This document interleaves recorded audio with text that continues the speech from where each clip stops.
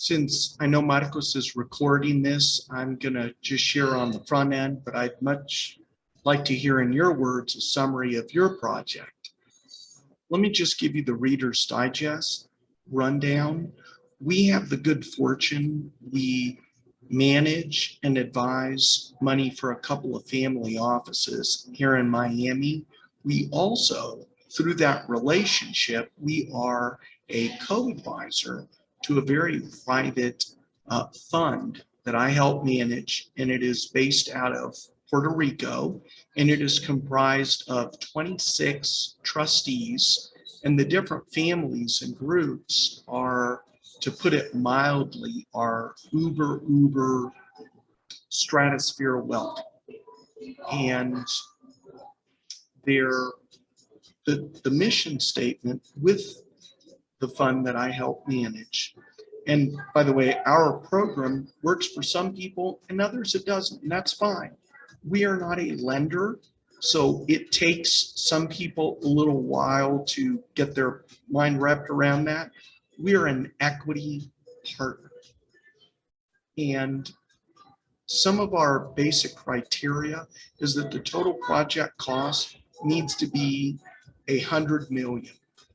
I do handle mostly 10 million or above, but when it comes to planned communities, we like it to be at 100 million.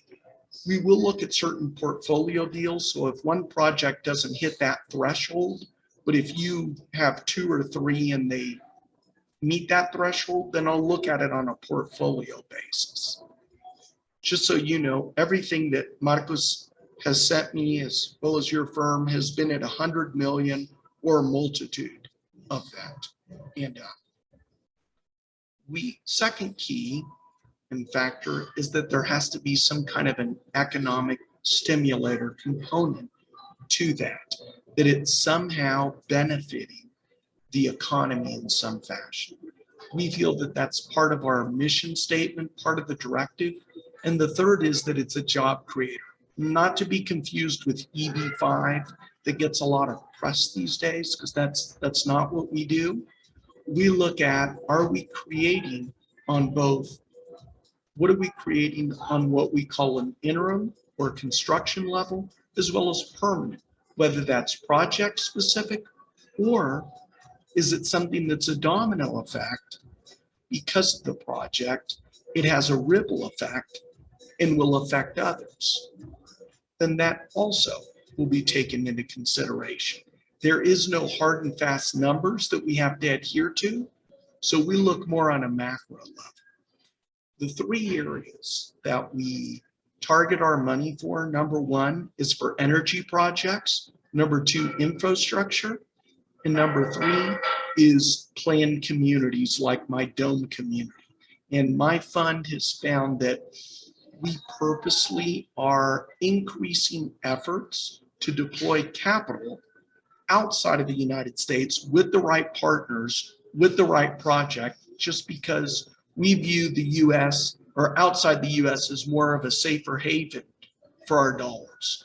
Our directive, we are not return driven, IRR driven. We do want to make money. We don't want to go into a venture where we're never going to make money. But we are not a typical real estate fund where it's a 5 to 7 year horizon. We're going to have a gun to your head and say, time's up, pay us back. We take a much longer view on that if necessary. And again, we rely on our partners and trust our partners that are going to operate the project properly. We will fund 100% of the project cost.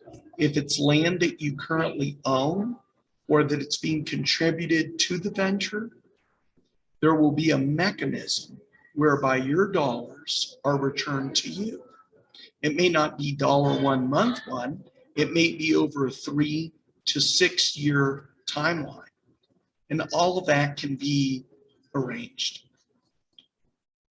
We will set up at the very beginning, whether it's a 2 or a 3 or 4 year, whatever that timeline is of the project, whatever's anticipated for the uses and whatever the capital needs will be So I'm going to use very broad general numbers just as illustration. If a project is a $250 million project and it's projected to be a 5-year build out, simple math is that's 120 million a year. So we'll look at that. Instead of working on a draw schedule, we're going to work on a funding schedule. So very general terms, we'll say year one's 120 million. We'll then set up, automatically fund to an account that you set up that we've approved.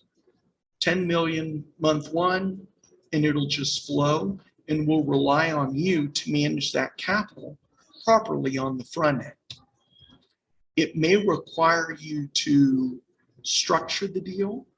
If it's a land takedown, letting someone know that you're going to pay them over a 2 to 6 month period versus a lump sum.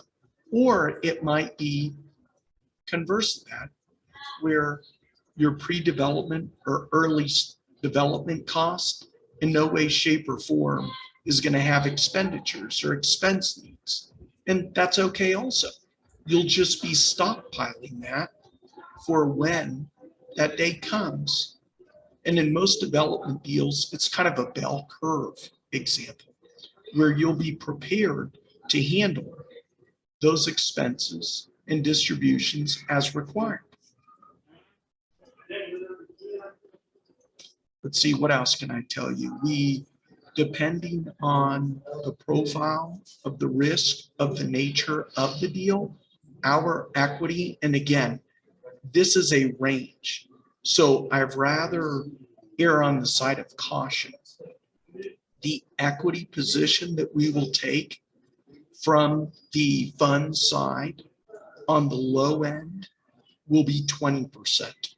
That sometimes can go to 50% on certain energy and infrastructure projects, but on dome communities that we're doing, smart cities, it could be as high as 60, yet it is yet to do that. I haven't seen that. It might be on the high end 50, but I'd rather give you a broad range than something tighter on the odd event that something would develop, that it would push that envelope.